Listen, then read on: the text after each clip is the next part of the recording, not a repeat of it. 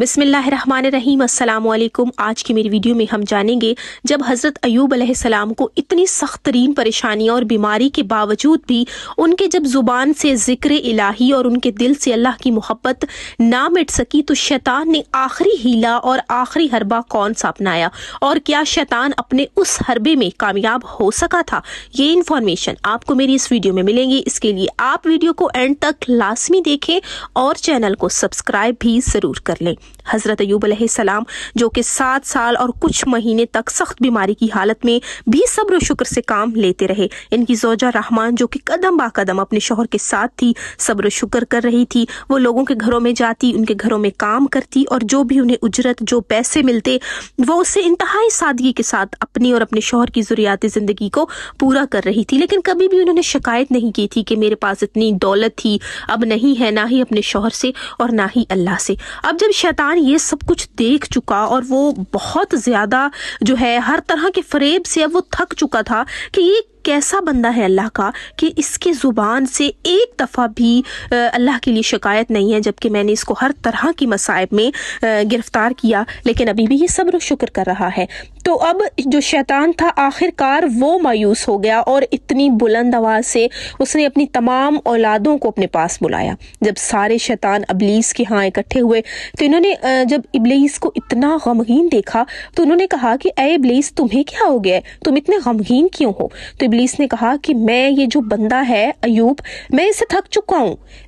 इसने मुझे आजिज कर दिया है। मैंने अल्लाह से दरख्वास्त की थी कि मुझे इसके माल और इसकी औलाद पर मुसल्लत कर दे। मैंने इसकी माल, इसकी औलाद सबको बर्बाद कर दिया, इसकी औलाद को नाबूद कर दिया, लेकिन वो हमेशा जिक्र इलाही करता रहा। मैंने फिर खुदा से इल्तिजा की कि मुझे इसके बदन पर मुसल्लत कर दे। खुदावंद मुताल ने मुझे ऐसी कुदरत दी कि मैंने इसके पूरे बदन को आसेब ज़दा मर्ज में मुब्तला कर दिया। इसकी बावजूद जो है वो फिर भी शुक्र इलाही कर रहा है और इसकी बीवी के सिवा अब इसके तमाम रिश्तेदार और लोग इससे दूर हो गए हैं इसकी बीमारी की वजह से। लेकिन इसके बावजूद भी वो बड़े सब्र और तहम्मुल के साथ खुदा का शुक्र बजा लाता है। अब मैं तुम लोगों से पूछता हूँ कि इसके साथ क्या किया जाए? मैं तो थक चुका हूँ। आप लोग मुझे अयूब को गुमराह करने का कोई रास्ता बताएं कि मैं थक चुका हूँ। अब जब शैतान की औलाद ने ये देखा कि शैतान इतना ज्यादा मायूस हो चुका है तो उसकी औलादों ने उससे कहा, तुम्हारे वो तमाम मकरो फरेब जो तुमने गुज़िश्ता ज़माने में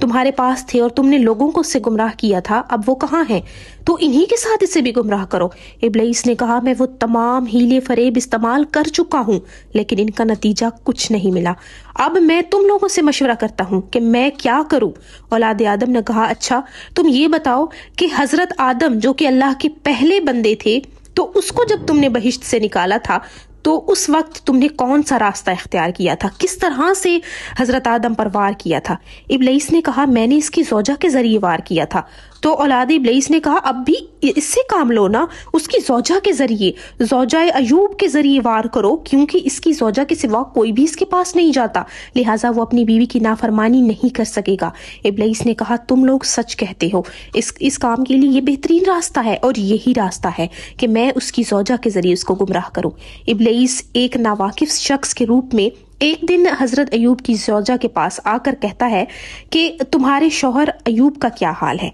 अब रहमा ने देखा कि ये जो है ये कोई नया आदमी है और उसने एक बुजुर्ग की शक्ल और एक नए इंसान की शक्ल इख्तियार की हुई थी जो कि पहले हजरत अयूब की ज़ौजा ने उसको नहीं देखा था। अब हजरत अयूब की ज़ौजा जब काम करके लोगों के घरों से वापस आ रही थी तो उन्होंने जैसे ही देखा कि ये कौन है और क्यों मेरा इतना पूछ रहा है, तो अब रहमा ने कहा कि वो मसाइब और मुश्किलात में गिरफ्तार हैं।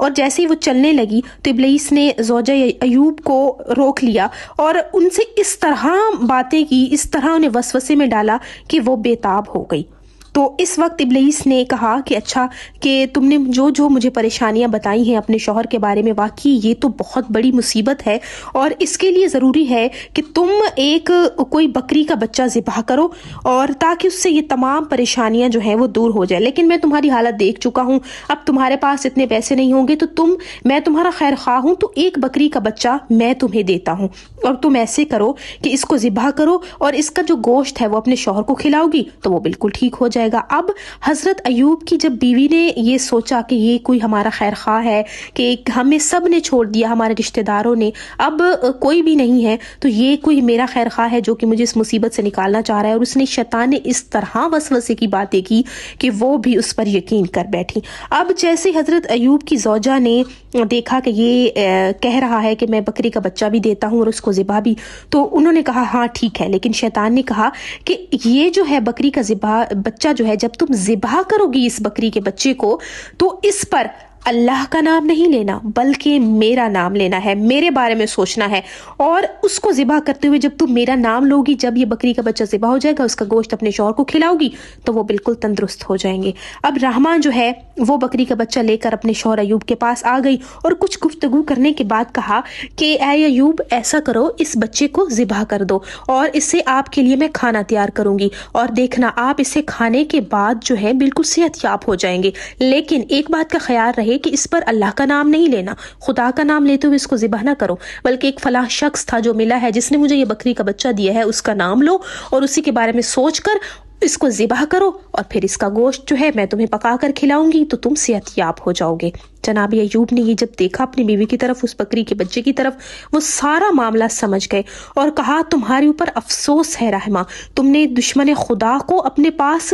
جو ہے وہ ٹھہرنے کی اجازت دے دی، اور وہ تمہارے پاس آیا اور وہ چاہتا ہے کہ اس راستے سے تمہیں گمراہ کرے اور فریب دے، اور تم اس کے فریب میں پھنس گئی ہو، اور یہ تمام مال و دولت اور یہ اولاد جو ہمیں عطا ہوا تھا، تم اچھا مجھے یہ بتاؤ کہ ہمیں کس نے عطا کیا تھا؟ اب حضرت ایوب کی زوجہ ایک دفعہ پریشان ہوئی اور سوچ میں پڑی، اور پھر جواب دیا کہ یہ تو خدا کی عنایت تھی۔ ایوب نے کہا ہم نے ان تمام نعمتوں سے کتنے سال استفادہ کیا؟ تو رحمہ نے کہا 80 سال۔ اب حضرت ایوب نے کہا کہ کتنے سال ہو گئے خداوند متعال نے ہمیں ان مصائب میں مبتلا کیا ہے؟ رحمہ نے کہا 7 سال اور کچھ مہینے ہو گئے ہیں۔ ایوب نے کہا کہ حضرت ایوب نے جب اپنی بیوی کا وہ چہرہ دیکھا تو اس نے کہا کہ تمہارے اوپر افسوس ہے، تم عدل و انصاف سے اس قدر دور ہو، اللہ نے ہمیں 80 سال تک اپنی نعمتیں دی، ہم نے ان سے استفادہ کیا، لہٰذا انصاف یہ ہے کہ 80 سال مصائب میں گرفتار رہیں، لیکن خدا کی قسم کیا تم یہ چاہتی ہو کہ میں یہ بکرا جو ہے، اس بکری کا جو بچہ ہے، اس کو میں ذبح کروں اور غیر خدا کے نام پر ذبح کروں اور اس سے کھانا تیار کر کے مجھے حرام کھلانا چاہتی ہو؟ میں تمہیں اس جرم کی سزا کے طور پر 100 کوڑے لگاؤں گا، میری آنکھوں کے سامنے سے دور ہو جاؤ اور آج کے بعد تمہیں نہ دیکھوں۔ ہاں جو تھا وہ ابلیس یہ چاہتا تھا کہ حرام غذا کے ذریعے جناب ایوب کو گمراہ کریں، لیکن اللہ میرے ساتھ ہے اور میں اس شیطانی اقدامات کے مقابلے میں ایک جو ہے منٹ بھی تمہیں نہ یہاں برداشت کرتا ہوں، تم یہاں سے میری آنکھوں کے سامنے سے چلی جاؤ۔ اس طرح سے جو شیطان کا یہ سارا منصوبہ تھا وہ بھی اب ناکام ہو گیا تھا۔ رحمہ حضرت ایوب سے دور ہو گئی، اور جب انہوں نے اپنے آپ کو تنہا دیکھا، کھانے پینے کی کوئی چیز اپنے پاس نہیں تھی، تو وہ سجدے میں گر گئے اور گڑ گڑا کر بولے پروردگار مجھے بیماری نے آ لیا ہے اور تو بہترین رحم کرنے والا ہے۔ اور یہ تمام واقعہ اللہ نے اپنی پاک کتاب قرآن پاک کی سورہ انبیاء میں واضح طور پر بیان کیا ہے۔ اس وقت حضرت ایوب علیہ السلام کی دعا اللہ نے قبول کی اور تمام بلائیں جو ان پر وارد تھی وہ تمام کی تمام دور ہو گئی اور شیطان ایک دفعہ پھر ناکامیاب ہو گیا۔